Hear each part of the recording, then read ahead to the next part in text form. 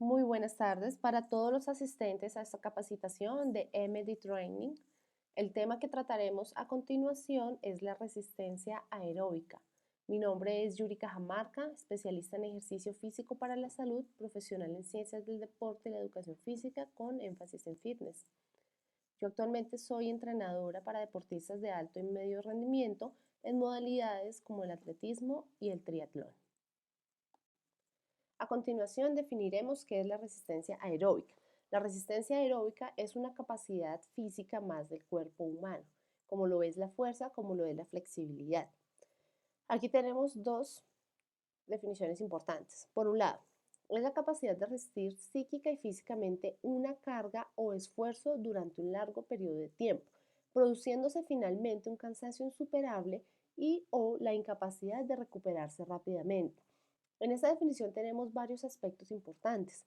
Por un lado, nos habla de que la carga no solamente es física, sino también se da a nivel psíquico. Yo puedo tener mi deportista plenamente preparado para realizar una prueba, pero en último momento la competencia se puede caer por aspectos psicológicos. En el deporte necesito estar preparado psicológicamente y físicamente para poder superar una carga.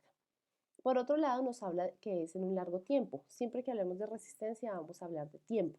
Y dependiendo de qué tan largo sea este tiempo, se va a definir más adelante qué tipo de resistencia estamos trabajando. También nos habla que finalmente está determinada por un cansancio insuperable y o la incapacidad de recuperarse rápidamente. Cansancio insuperable es cuando yo ya no puedo dar el siguiente pedalazo, cuando siento que no soy capaz de correr el siguiente kilómetro. O la capacidad de recuperarse rápidamente, en esta parte nos habla es de el cuerpo a medida que va haciendo un trabajo también va dejando residuos metabólicos. Entonces la capacidad de la resistencia, cuando uno la desarrolla, lo que hace es que nos podamos deshacer de esos residuos metabólicos o utilizamos incluso como sustratos para seguir desarrollando la actividad. Cuando ya la capacidad, cuando ya el residuo, disculpen, cuando ya el residuo es demasiado grande y no se puede, digamos, recuperar rápidamente, el cuerpo llega al colapso y ya el músculo no puede funcionar de la misma manera. En otra parte, tenemos la segunda definición, capacidad de resistencia a la fatiga durante actividades en las que la resíntesis del ATP se produce fundamentalmente por el medio del metabolismo aeróbico.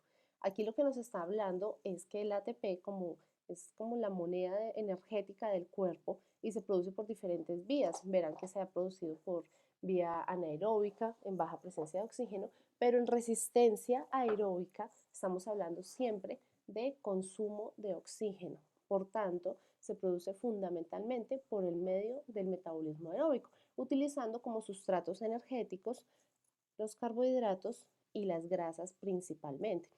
Por lo cual también el cuerpo está en la capacidad de irse alimentando en la medida que va realizando una prueba de resistencia aeróbica y asimismo crear la energía, dar prueba de la energía que se necesita para realizar la actividad de larga duración. En esta diapositiva vamos a hablar sobre los principios del entrenamiento. El primer principio que tenemos es el de sobrecarga o supercompensación. Este principio nos habla de que la carga no puede ser de manera ascendente todo el tiempo. Quiere decir que yo no puedo colocar a mi deportista a correr 1 kilómetro, luego 3, luego 5, luego 7 y así sucesivamente, sino que las cargas tienen que ir onduladas de manera en que también hayan cargas bajas que permitan al cuerpo recuperarse para poder hacer estímulos mayores en un siguiente entrenamiento. Por otro lado, tenemos la optimización de la carga y la recuperación. Ese principio nos habla de que las cargas que aplicamos en el entrenamiento deben ser acorde a la técnica y a la prueba que quiero superar. La repetición y continuidad nos habla de que yo no puedo realizar un estímulo y volverlo a hacer, digamos, a los 15 días, sino que tengo que hacerlo, seguirlo repitiendo para que el cuerpo realmente logre tener una adaptación a él. Progresión de la carga. Es similar también al primer principio, pero nos habla de que la carga, además de su ondulación, tiene que tener un ascenso, pero que sea progresivo, no que sea de manera lineal. La variedad de estímulos que un día puedo trotar en la banda, otro día puedo ir a trotar en montaña, otro día puedo trotar en pista. Periodización. Siempre que tengo un deportista o una persona para entrenar, tengo que hacer un plan de entrenamiento en el tiempo, a nivel semestral o en un año. La periodización puede ir cambiando de acorde a viajes o a diferentes factores que se van presentando, pero siempre tengo que tener a largo plazo, al mediano y largo plazo, un cronograma de lo que voy a trabajar y de las capacidades que deseo desarrollar con esta persona. La especificidad. La especificidad me habla de que si tengo un deportista de maratón y lo estoy entrenando para bajar sus tiempos, pues no lo voy a colocar a correr jugando fútbol, sino que tengo que hacer es trabajos específicos y que estimulen el aprendizaje y el mejoramiento de la técnica y de sus capacidades acorde al deporte que estoy desarrollando, teniendo en cuenta obviamente las diferencias individuales. Puedo tener dos personas del mismo peso y de la misma estatura, pero son diferentes los entrenamientos que voy a aplicar a cada una de ellas. Y la alternancia en los componentes del entrenamiento me habla de que si tengo un corredor, principalmente tengo que hacer trabajos de resistencia con él, pero no puedo dejar de lado otras capacidades como la flexibilidad y la fuerza. Todo va incluido dentro del entrenamiento, dándole énfasis a la capacidad que necesito desarrollar. En esta diapositiva tenemos los sistemas del cuerpo humano. Lo que quiero resaltar es que una actividad física o un deporte no depende solamente del sistema muscular. A nivel respiratorio dependemos de la parte pulmonar, vías respiratorias altas, todo el sistema respiratorio, los alveolos donde se da el intercambio gaseoso y sin él no podríamos realizar trabajos de entrenamientos de resistencia de larga duración. Por otro lado está el sistema esquelético, que es el que nos da todo el soporte y forma, y si tengo alteraciones en el malalineamientos u otro tipo de alteraciones, pues no voy a poder realizar el gesto técnico con la misma eficiencia. Por otro lado, muy importante también es el sistema muscular, que es donde realizo mayoría de las adaptaciones, el mejoramiento de la fibra muscular tanto en tamaño como en función. Por otro lado, tengo entonces el sistema digestivo. Si yo hago una ingesta pero no tengo el metabolismo lo suficientemente activado, estos sustratos metabólicos no van a poder llegar a nutrir mis músculos para realizar una actividad física. Muy importante el que sigue, que es el sistema cardiovascular, compuesto pues obviamente por el corazón y por todos los vasos, las venas y las arterias.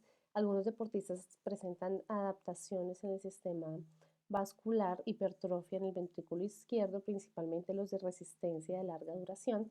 Esto se tiene que controlar porque también puede generar problemas a la salud, pero principalmente el corazón pues es el que nos da, el que nos manda la irrigación y los nutrientes para que nuestros músculos se puedan mover. Y por otro lado, y por último tenemos el sistema nervioso, que gracias a él, pues a los impulsos y respuestas que se generan a lo largo del cuerpo humano, podemos hacer los movimientos o generar las respuestas y adaptaciones que necesita cada actividad. En esta diapositiva podemos observar la conformación del músculo, conformado por fascículos, los cuales tienen irrigación sanguínea a nivel arterial y venoso, dentro de los cuales se encuentran las fibras de contracción lenta o rápida. Estas ya están determinadas por nuestra genética. Si tenemos más fibras de contracción lenta, pues seremos más eficientes en ejercicios de resistencia, y si tenemos más fibras de contracción rápida, seremos más eficientes en trabajos más explosivos o de corta duración. Estas fibras musculares a su vez están conformadas por miofibrillas y estas por sarcómeros. El sarcómero es la unidad anatómica y funcional del músculo estriado. Se encuentra limitado por dos líneas Z con una zona A y dos semizonas I. Está formado por la actina y la miosina. Y la contracción del músculo consiste en el deslizamiento de los miofilamentos finos de la actina sobre los miofilamentos de la miosina. Todo eso está regulado por la intervención nerviosa y la participación del calcio. Cuando la actina sobrepasa la miosina, se hace la contracción del músculo y ahí se genera la contracción muscular y por tanto el movimiento que deseamos realizar.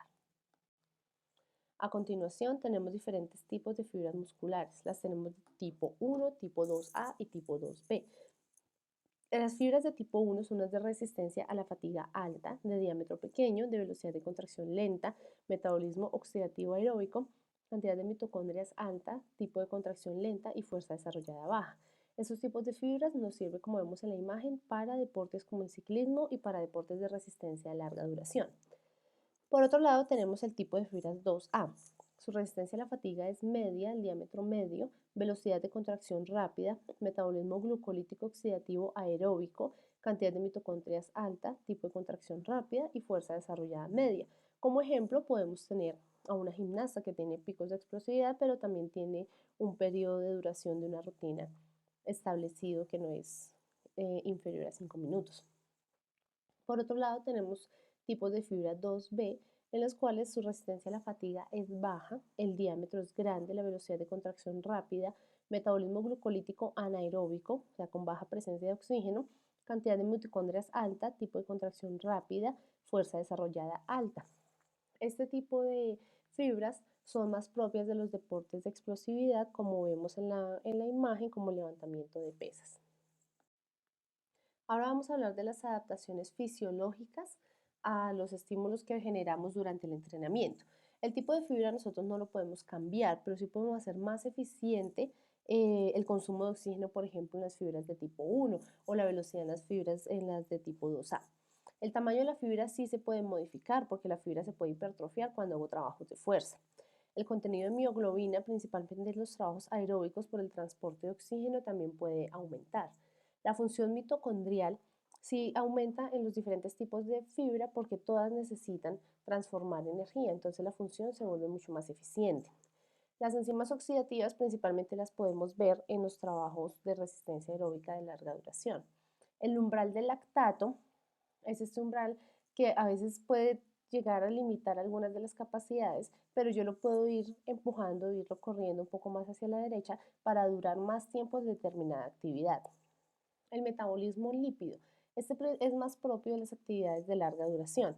Entonces, quiere decir que puedo utilizar más eficientemente los lípidos almacenados en ejercicios de resistencia aeróbica de larga duración. El metabolismo de los carbohidratos se da en los trabajos de resistencia de larga duración y también en los aeróbicos y anaeróbicos, pero los que son muy explosivos no utilizan casi metabolismo de carbohidratos, sino principalmente el ATP y la fosfocreatina. El cociente de intercambio respiratorio es indispensable en los ejercicios de trabajo de resistencia, porque de este intercambio gaseoso que se da a nivel alveolar depende la capacidad que tenga el individuo de poder continuar con la actividad y poder hacer el metabolismo respiratorio durante un ejercicio aeróbico. Y nuestro consumo de oxígeno, eso va a ser algo que vamos a ver evidenciado en todos los deportistas, que su consumo de oxígeno va a ser mayor. Es independiente si yo tengo una gran captación de aire, pero de esto no consumo todo el oxígeno. Si tengo la misma captación de aire, pero consumo más oxígeno, voy a ser más deficiente, principalmente en los ejercicios de resistencia. Aquí tenemos diferentes componentes del entrenamiento. En primer lugar, tenemos el tipo, es la orientación del entrenamiento según sus componentes. ¿Qué es lo que estoy haciendo? Mejorando la condición física, la técnica o la táctica, es decir, esta sesión o este periodo de entrenamiento hacia qué está dirigido. Por otro lado, tenemos el volumen. El volumen se puede evidenciar en la duración o en la cantidad totalizada de los estímulos aplicados por sesión o por periodos de tiempo, en tiempo, distancia o peso levantado. Por ejemplo, en los deportes de resistencia se puede medir en kilómetros. Si un día corrí un volumen de 5 kilómetros, 10 kilómetros, 15 kilómetros. La intensidad es el grado de cada uno de los estímulos en una escala porcentual sobre su propia capacidad máxima. Quiere decir que un día puedo trabajar al 50%, otro día puedo trabajar al 80%, otro día puedo trabajar al 90%. Se puede calificar mediante marcadores biológicos de la intensidad, como son la frecuencia cardíaca, las tomas de lactato o la percepción del esfuerzo. La duración sí es directamente relacionada con el tiempo y es inversamente proporcional a la intensidad. Tengo una duración muy larga, generalmente tengo una intensidad media o baja, y en las duraciones cortas puedo tener intensidades mucho más altas. La frecuencia. La frecuencia para personas de actividad física con el fin de mejorar su condición general puede ser de 3 veces a la semana, pero para deportistas de mediano y alto rendimiento puede ser hasta de 6 veces a la semana para lograr generar las adaptaciones fisiológicas que nos hagan producir cambios significativos en cada uno de los deportes. Y el ritmo de progresión, tengo que adaptar la prescripción de acuerdo con el efecto de la adaptación. Eso quiere decir que yo puedo hacer una prescripción para 3 deportistas, pero uno de ellos no se puede estar adaptando de la misma manera que los otros. Por lo tanto, tengo que acomodarme y acoplarme al ritmo de adaptación que tiene cada una de las personas para así mismo exigirle en las pruebas y en el entrenamiento para que pueda progresar. Aquí tenemos un ejemplo de progresión del American College of Sports Medicine. Esta progresión es para personas que están iniciando en en un entrenamiento. Quiere decir, es un entrenamiento desde cero, no es para personas que ya hayan entrenado, ni mucho menos para deportistas. Pero entonces aquí ya las cargas, digamos, como ustedes lo pueden observar, son las cargas del 50, 40%, principalmente en la fase inicial. Luego tenemos una fase de mejora y una fase de mantenimiento. Esta progresión que ustedes pueden observar acá es principalmente para personas que buscan mejorar su salud, no personas que buscan participar en una prueba específica o tener un rendimiento a nivel medio o superior. Como bien pueden observar acá, el entrenamiento que funciona es aquel que se mide. Si yo no estoy midiendo lo que estoy trabajando a diario, no estoy sabiendo cuánto puedo avanzar. Puedo correr mucho, digamos, a percepción de sensaciones, pero realmente necesito saber cuánto es la intensidad que estoy trabajando, ya sea por reserva de frecuencia cardíaca, por la frecuencia cardíaca máxima, por pruebas que pueden medir el VO2 máximo o, pues como hace la mayoría de las personas, por la escala de Borg, que es una escala de percepción del esfuerzo. Principalmente cuando hago trabajos de resistencia aeróbica, utilizo mucho los porcentajes de VO2 máximo y la frecuencia cardíaca. Cuando no cuento de pronto con los mecanismos por tiempo o por alguna otra circunstancia para medir qué intensidad estoy trabajando con cada uno de mis deportistas, puedo aplicar la escala de Borg. Aquí ustedes tienen la escala original y la escala revisada, las pueden manejar para decirle a la persona cuánto valora su esfuerzo percibido. Entonces, si te dice que estoy en 5, pues quiere decir, de la escala revisada estoy en 5, pues quiere decir que es un trabajo bastante intenso para él. Entonces, dependiendo de lo que yo quiero desarrollar en esta persona, puedo hacer un trabajo intenso, un trabajo muy leve o un trabajo submáximo.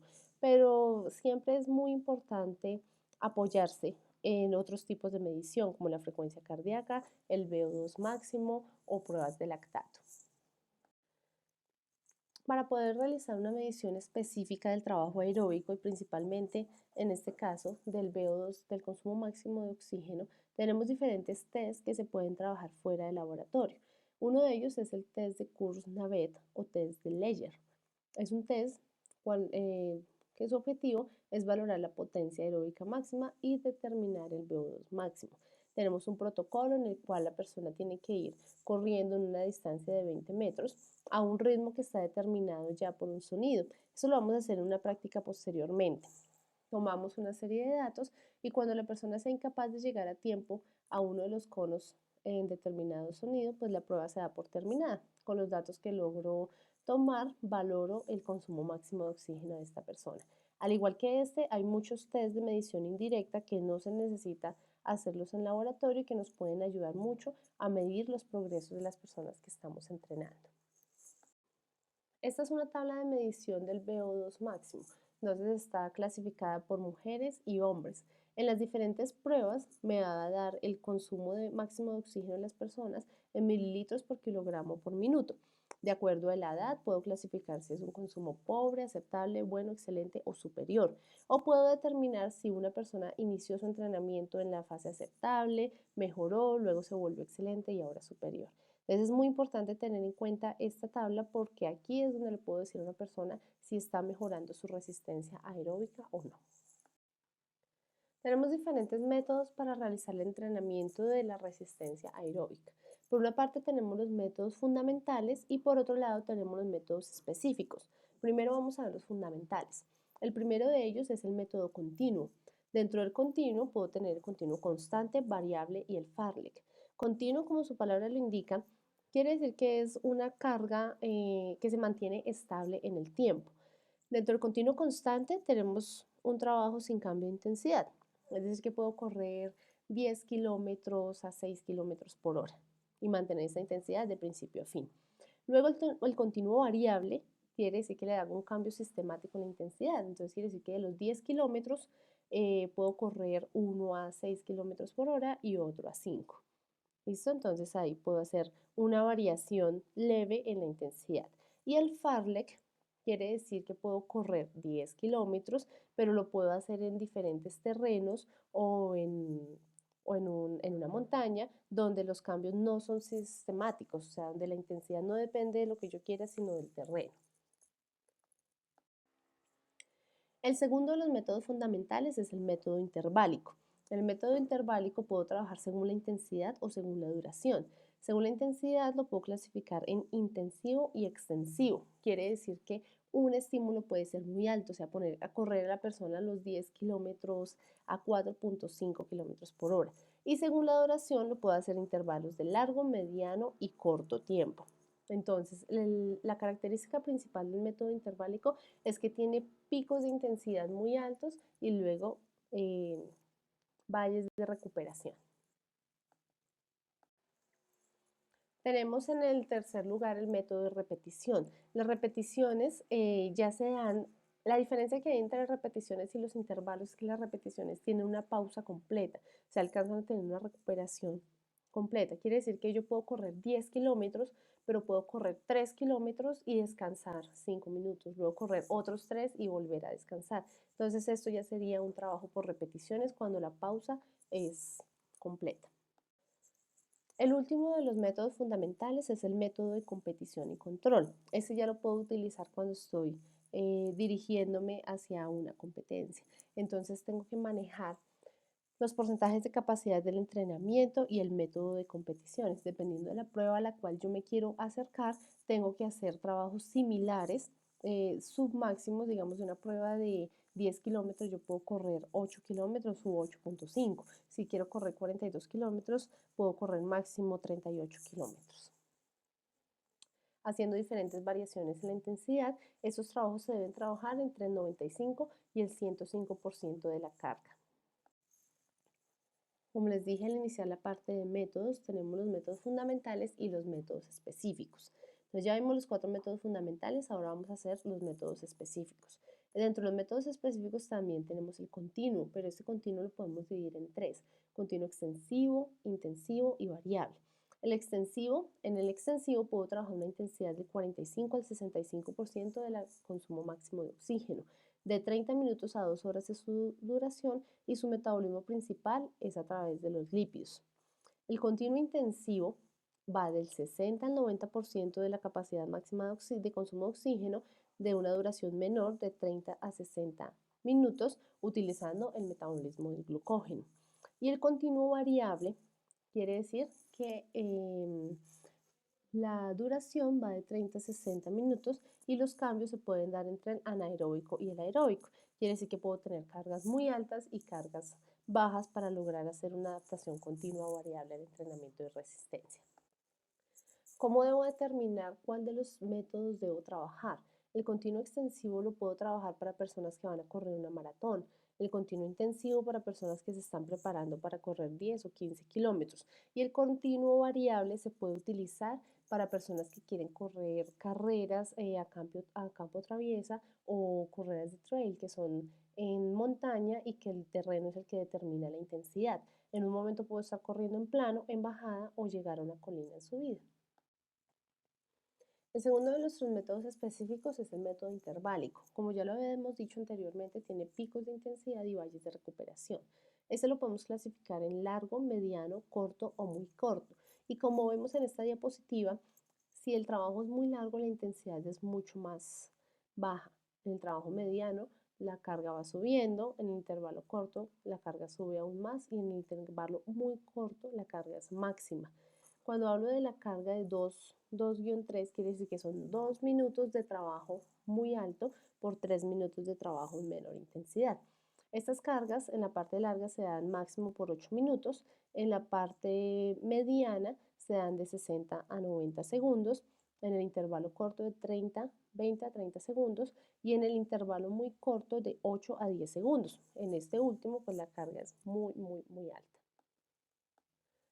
Dependiendo para qué tipo de prueba quiero preparar a mi individuo, puedo colocarle los diferentes tipos de intervalo. Si lo quiero preparar para correr 10 kilómetros, pero haciendo un pique en el último kilómetro, entonces tengo que estimular sus cargas muy altas. Dentro de los métodos de entrenamiento, tenemos entonces por último el método de repeticiones. Como habíamos explicado anteriormente, las repeticiones tienen una pausa completa o una recuperación completa. Aquí tenemos un intervalo largo, mediano y corto. La duración máxima Debe ser de 2 a 3 minutos en el largo, de 45 a 60 segundos en el mediano y de 20 a 30 segundos en el intervalo corto. Recordemos que esto lo hago con una recuperación completa cuando la persona llega aproximadamente a 100 pulsaciones por minuto.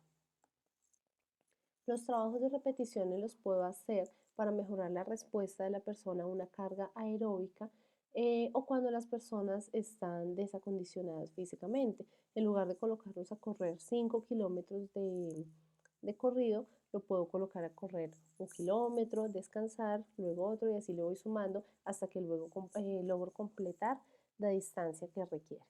Puedo ir haciendo más cortas las pausas hasta que lo logre hacer de manera continua. Por último, tenemos la metodología del entrenamiento específico en cargas aisladas de competición. Quiere decir que el entrenamiento se asemeja mucho a la prueba que la persona tiene que realizar o para la competencia para la cual lo estoy preparando. Incluye también gestos técnicos de su deporte en específico y se hace principalmente después de hacer toda la parte de condicionamiento físico y desarrollo de capacidades.